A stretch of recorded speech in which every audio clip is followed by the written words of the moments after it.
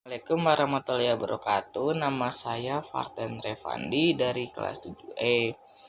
Hari ini saya akan menjelaskan tentang materi bab ke-1 IPS yang bertajuk Cerita Rakyat.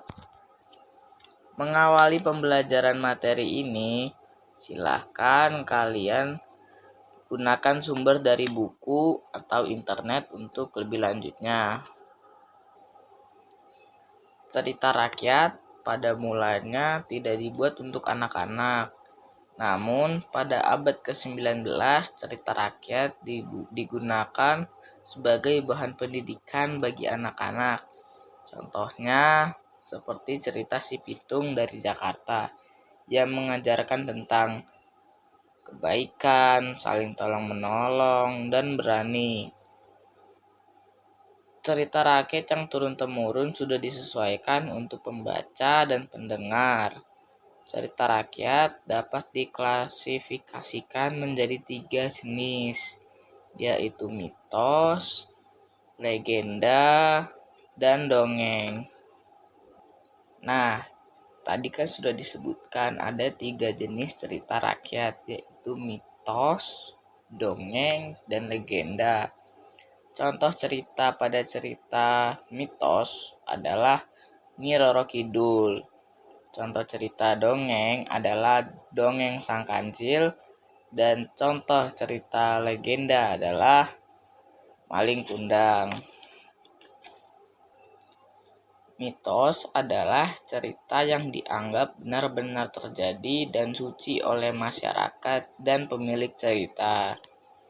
Legenda merupakan cerita rakyat zaman dulu yang dianggap benar-benar terjadi oleh pemilik cerita maupun pendengarnya. Dongeng merupakan prosa yang dianggap tidak benar-benar terjadi oleh yang memiliki cerita. Isi dongeng kebanyakan penuh dengan khayalan atau disebut dengan tidak nyata.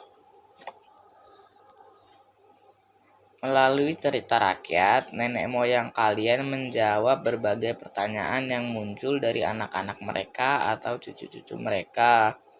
Seperti contoh, ketika sudah malam, anak-anak tidak diperbolehkan bermain di luar rumah karena akan diculik oleh hantu. Penjelasan ilmiahnya adalah ketika malam dan suasana gelap, maka anak-anak akan kesulitan untuk melihat keadaan sekitar. Anak-anak akan bermain dikhawatirkan akan mengalami kecelakaan atau kehilangan arah untuk pulang. Ciri-ciri cerita rakyat adalah yang pertama, penyebaran dan pelestariannya dilakukan dengan tradisi lisan, yaitu melalui penuturan dari orang ke orang lain.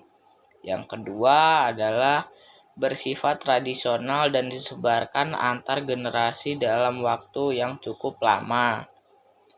Yang ketiga adalah cerita rakyat itu ada dengan versi dan perbedaan dari setiap daerah sehingga menjadi berbeda alur dari ceritanya satu sama lain. Yang keempat, pencipta tidak diketahui. Yang kelima, menjadi milik bersama. Yang keenam, mempunyai kegunaan dalam kehidupan. Yang ketujuh, mempunyai logika sendiri yang membedakan dengan logika umum. Nilai-nilai luhur yang berkaitan dengan nilai-nilai budi pekerti sebagai berikut. Keimanan, jujur, adil, bekerja sama, rendah hati, keberanian, rela berkorban, tolong menolong, kerukunan. Sekian materi pembelajaran cerita rakyat dari saya. Kurang lebihnya saya mohon maaf. Wassalamualaikum warahmatullahi wabarakatuh.